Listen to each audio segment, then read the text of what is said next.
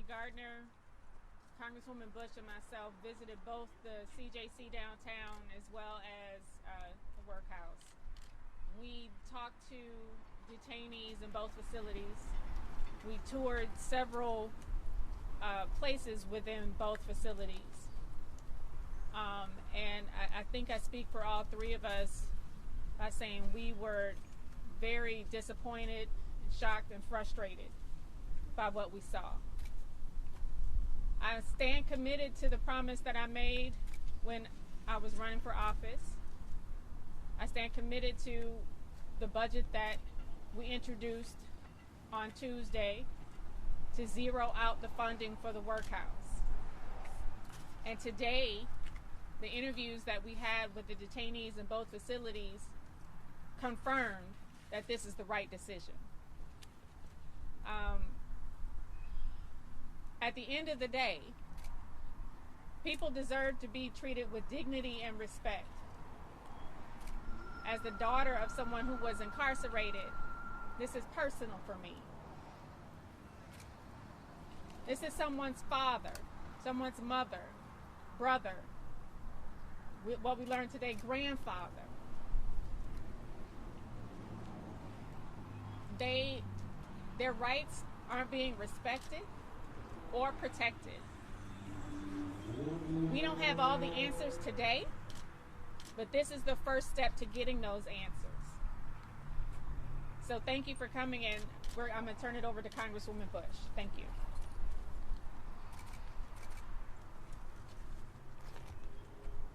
I'd love to say good afternoon, but I don't have that in me right now. We just walked into two facilities within St. Louis, a place that we call home, a place that we love. As much as we already knew and we've heard about the conditions.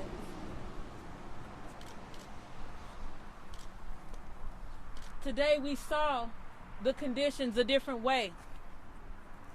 This is the reason why I ran for office. It's the reason why I believe and I know our new mayor ran for office. Because we wanted to not only be able to talk about, we didn't want to just complain about what we think is happening. We wanted to have access to see what's actually happening so that we can actually make change for real people. And so that's why we're here.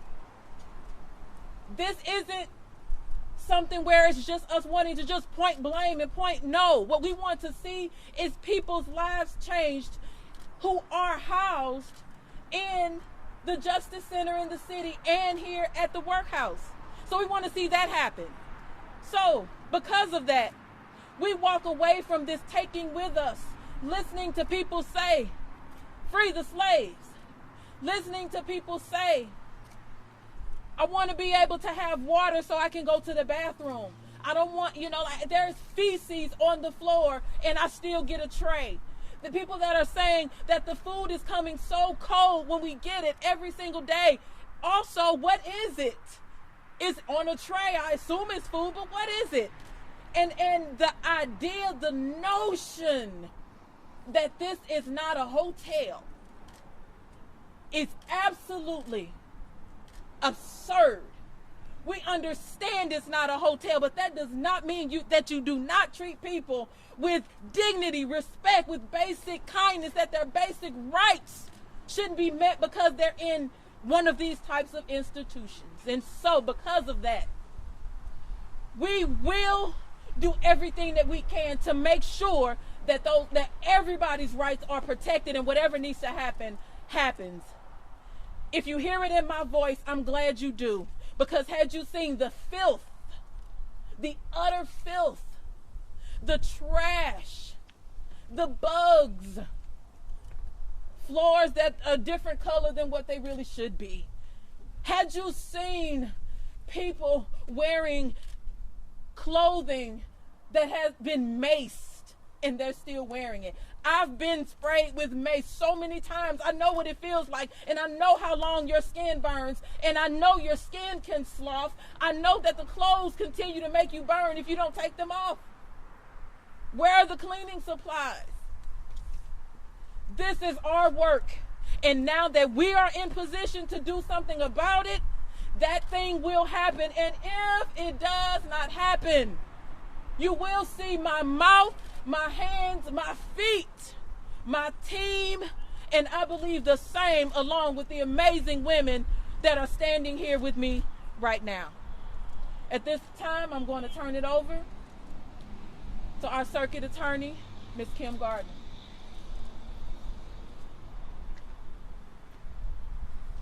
As the circuit attorney for the city of St. Louis, I'm very disturbed by the conditions, the basic human rights that people who are held not at their will, but they are held in conditions that are deplorable.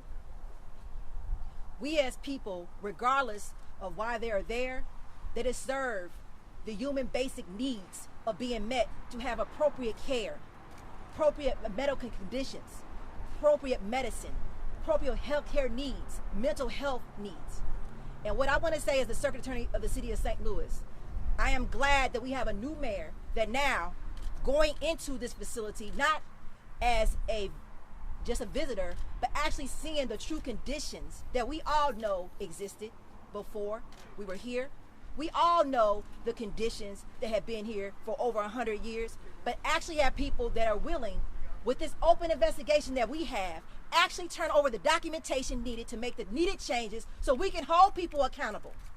No longer will I not work with these women to address the inequities, not only in how we move cases, but at the same time, conditions that were at the hands of people who were supposed to protect detainees, protect their conditions, protect them in ways that they have no rights other than the Constitution, but to have equal ability to have access to basic human needs.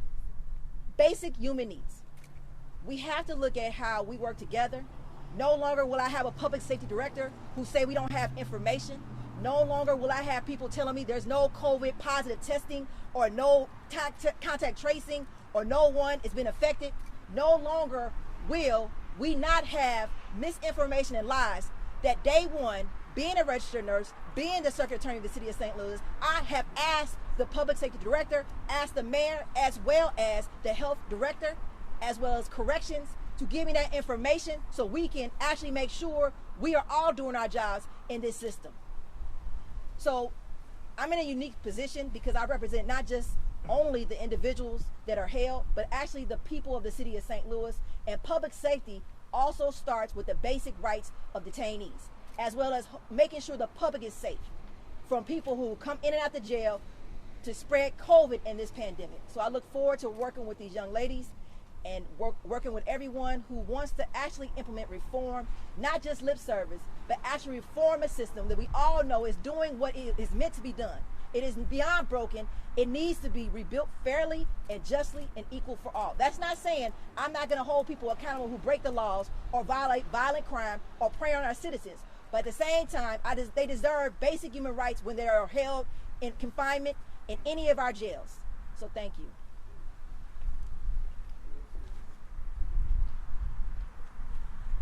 Hello, my name is Kayla Reed. I'm the Executive Director of Action St. Louis. Action St. Louis is one of the organizations that has called for the Workhouse to be closed over the last 3 years, along with Arch City Defenders and the Bell Project St. Louis.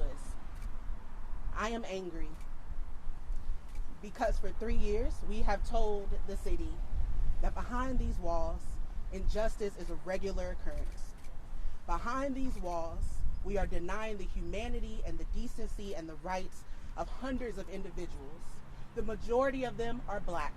The majority of them come from the zip codes that have been long divested, long ignored, and they are being actively mistreated while being denied their rights to a fair and speedy trial. People are being held on a multitude of cases and have been sitting here for months and years.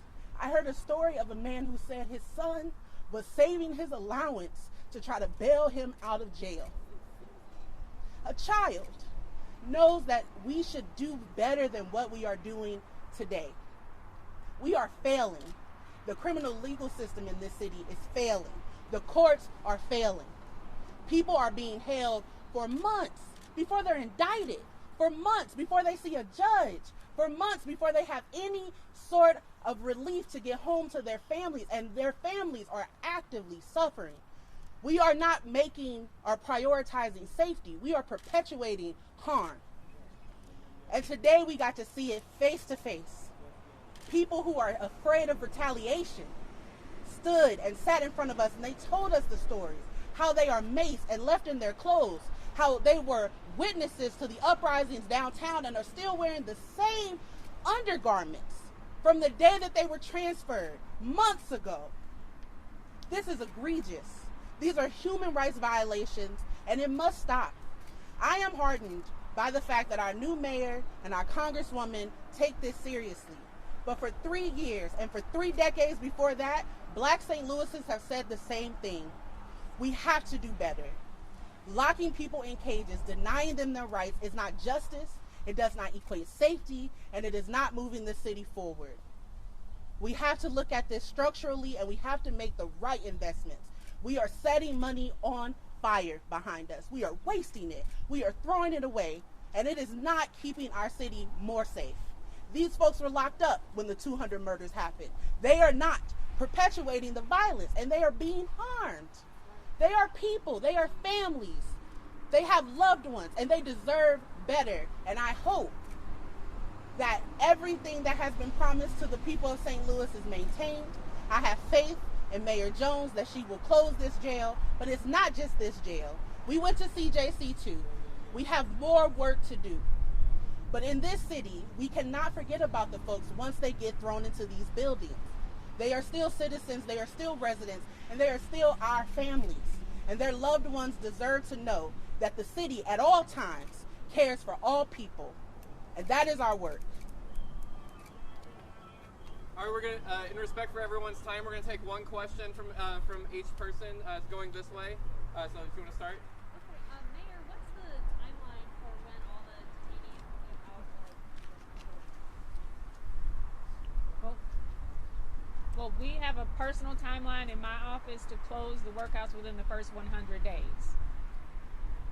And where's the follow-up question? What's the status on the renovations that are happening at the CJC right now? Will it be ready to take, more detainees? We did see a floor that the locks were changed and upgraded, but they still have more work to do. We approved to send some more money to the CJC this past week to continue that project.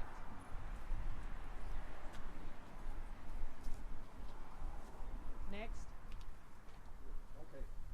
What did you see today that makes you feel that this building is impossible to save through, say, renovation and reform or anything else?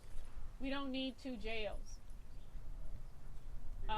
Because they are holding the majority of the people we saw today in both facilities are Black, and we don't need 2 jails. We need to move people through the system. We need to find alternatives to jails for some of the offenses.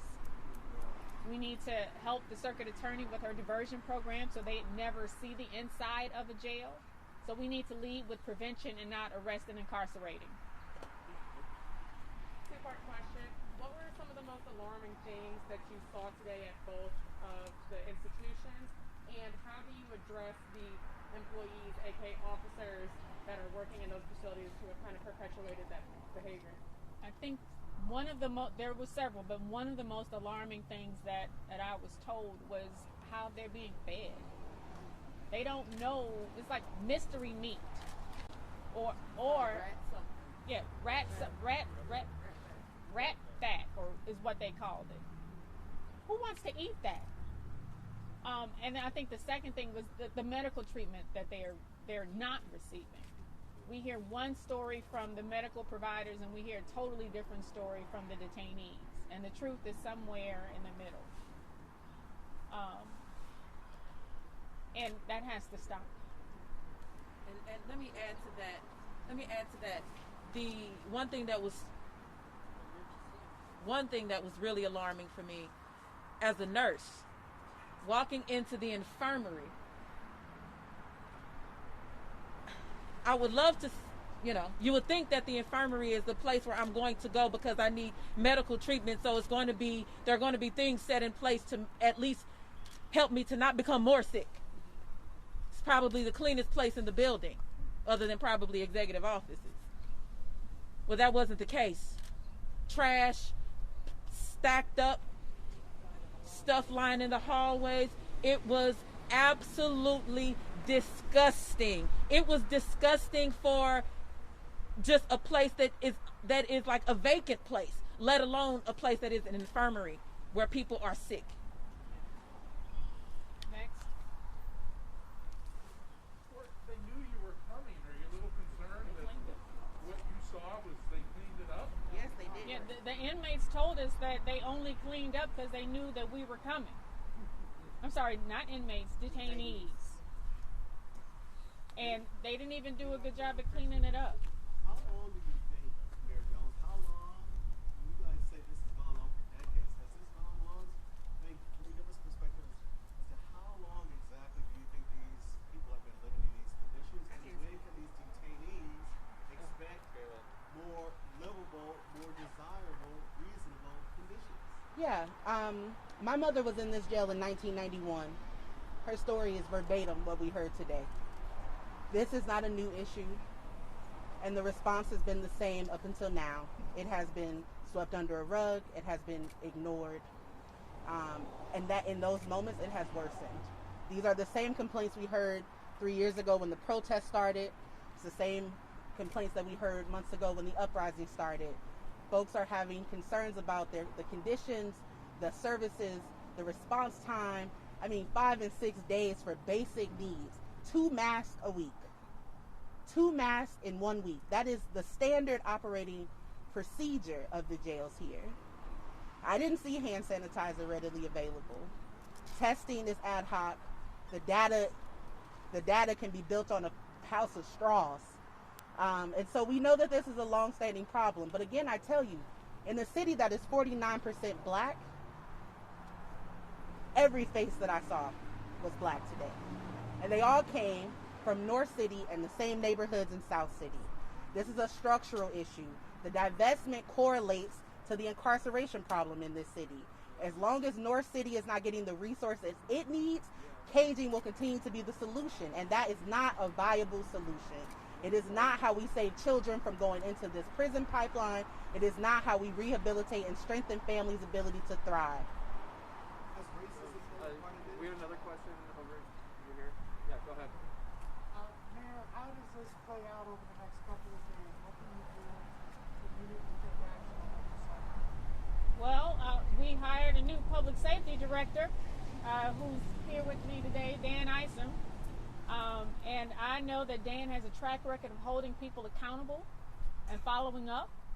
And so I have every confidence that Dan will follow through on everything that we saw today. Much of this is a systemic failure, but is there anybody or anything to blame? One question. Sorry, go ahead, Steve.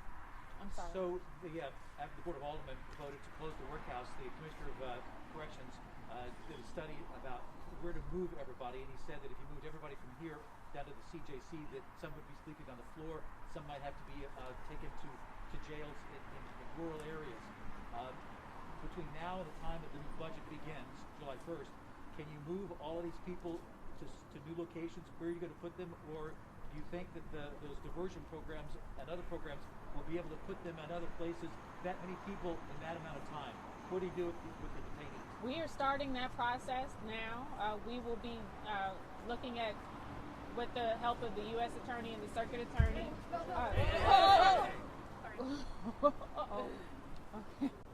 With the help of the Circuit Attorney, the courts, the U.S. Attorney, our whole criminal justice system, we need to really dig deep and find out who really needs to be behind bars and move them through the system. The system moves slow. Can you find places for all of these people? Yeah, sure. So we have to keep this in context. And the context is we are in a pandemic scene like no other. So when you talk about case processing, these are people's lives. And people have rights to a trial, which was stopped with the pandemic. You know, we have different levels that now, a month ago, we started having trials, but we still have to make sure that we are keep the public safe, that we bring jurors in, and to have appropriate trials and protect everyone. And I think that that is a conversation we need to have. But at the same time, you know, under my watch, we had reduced the prison population in MSI to the lowest it's ever been in the history of that building.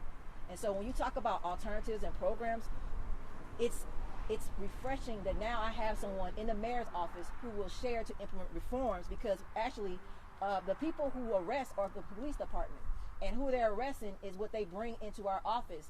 And we have to look at public safety. And you know, not everyone, and I'm not going to blanket that everyone is the worst of them, but we have people who commit violent crimes, and we have to understand that they have a right to a jury trial, as well as victims have a right to be heard in court and to be held, people to be held accountable. And it's a process. This process has been daunting. It's always been a normal case process is 6 months to a year, but on top of a pandemic, it's been longer. But we have to protect the rights of all people. And unfortunately, I'm not the defense attorney, and I can't advocate for that individual case. I have to advocate for the whole system. And it's made up of many actors. So I look forward to the criminal justice ecosystem coming together and having real conversations on the complexities of this problem. This is not happen overnight. It's not going to change overnight. But now we have partners in these ladies to address the reforms that if we had support in the beginning, we can actually do more. So I look forward to working with them. Yeah. All right. We're not taking any more questions. Thank you all very much for coming out today, and thank you for your patience. Have a good one.